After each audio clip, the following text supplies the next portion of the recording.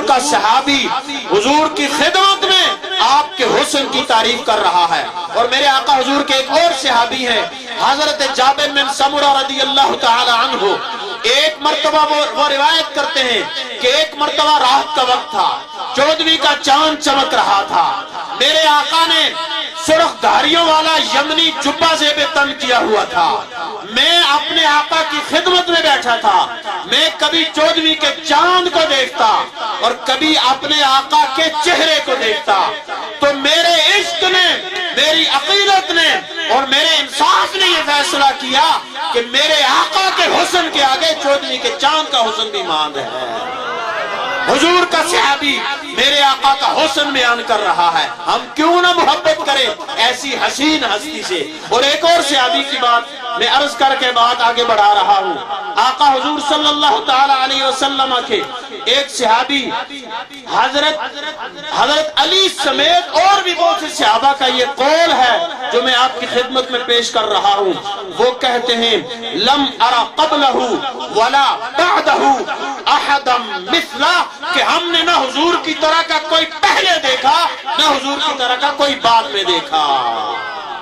اور آقا حضور صلی اللہ علیہ وسلم کا حسن کیا تھا, ایک اور صحابی کی زبانی میرے آقا حضور کے صحابی حضرت ابو ہریرہ رضی اللہ تعالی عنہ یہ روایت کرتے ہیں. حضرت ابو ہریرہ فرماتے ہیں, امام قاضی عیاض نے شفا شریف میں اس کو نقل کیا ہے, وہ فرماتے ہیں ما رأیت شیئا احسن من رسول اللہ صلی اللہ علیہ وسلم کأن الشمس تجری فی وجہہ وَإِذَا ضَحِكَ تَتَلَأْلَأُ فِي الْجُدُرِ.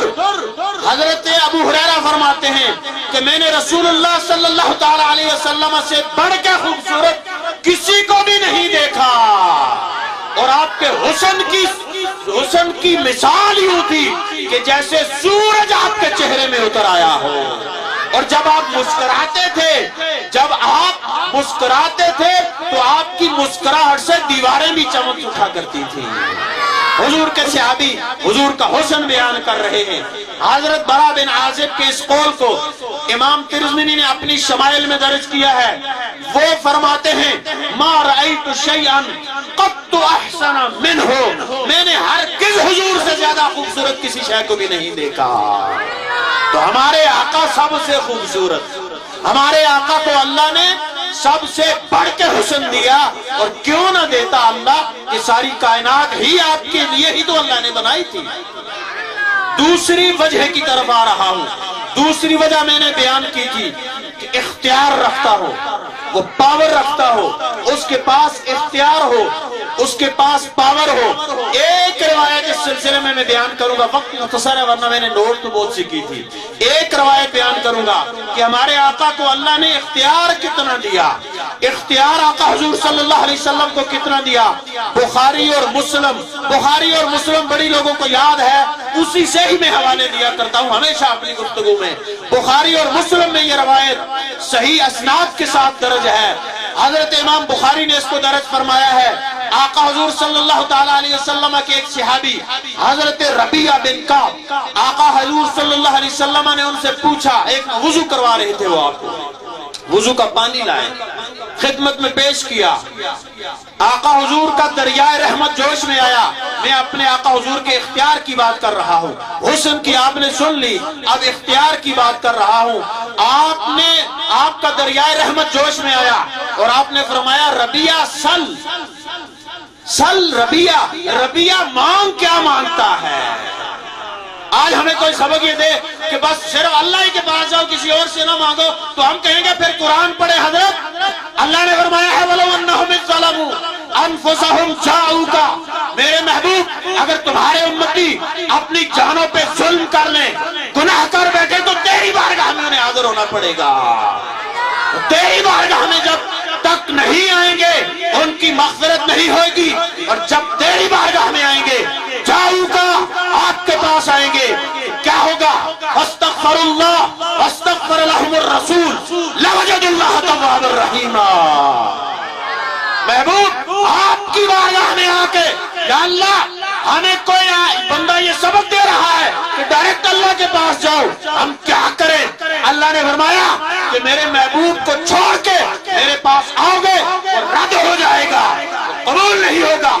قبول وہی ہوگا جو میرے محبوب کی بارگاہ سے ہو کے آئے گا۔ میں قرآن پڑھ رہا ہوں، کسی کی کہانی کی کتاب نہیں پڑھ رہا۔ اللہ نے فرمایا وَلَوْ أَنَّهُمْ إِذْ ظَلَمُوا أَنفُسَهُمْ جَاءُوكَ، جب وہ اپنی جانوں پہ ظلم کر لے، گناہ کر لے، تو محبوب تیری بارگاہ میں آئے، استغفار کرے، آپ ان کے لیے دعا کریں، لَوَجَدُوا اللَّهَ تَوَّابًا رَحِيمًا، اللہ کو بہت زیادہ توبہ قبول کرنے والا اور بہت زیادہ مہربان پائیں گے۔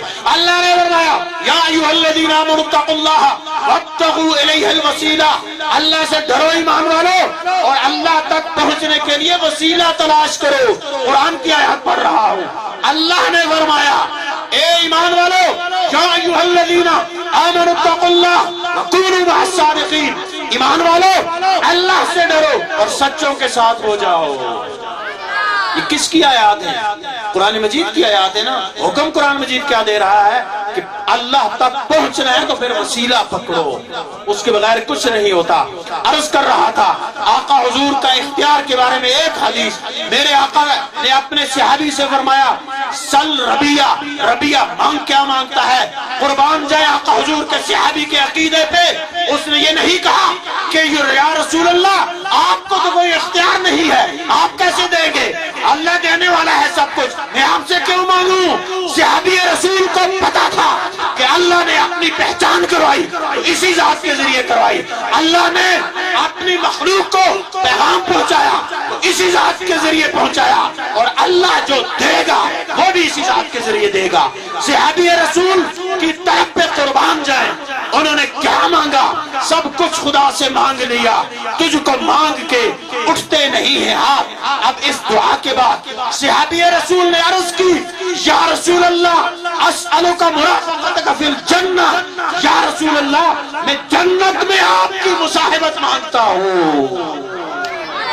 نعرہ تکبیر، نعرہ رسالت، نعرہ حیدری۔ صحابی رسول نے جب یہ کہا کہ جنت بھی مانگتا ہوں اور آپ کو بھی مانگتا ہوں، تو میرے آقا نے یہ نہیں فرمایا کہ میرے سے ابھی ذرا صبر کر، میں اللہ سے پوچھ لوں کہ وہ تمہیں جنت میری اس بات کو۔ حضور نے فرمایا جنت تجھے مل جائے گی، کچھ اور بھی چاہیے؟ اگر کچھ اور بھی چاہیے تو کہہ دے۔ صحابی رسول نے عرض کی یا رسول اللہ مجھے آپ کی رفاقت اور جنت مل جائے، مجھے اور کچھ نہیں چاہیے۔ تو ثابت کیا ہوا کہ آقا حضور صلی اللہ تعالیٰ علیہ وسلم کو اللہ نے خالق کل نے آپ کو مالک کل بنا دیا، اور دونوں جہاں ہیں آپ کے قبضہ و اختیار میں۔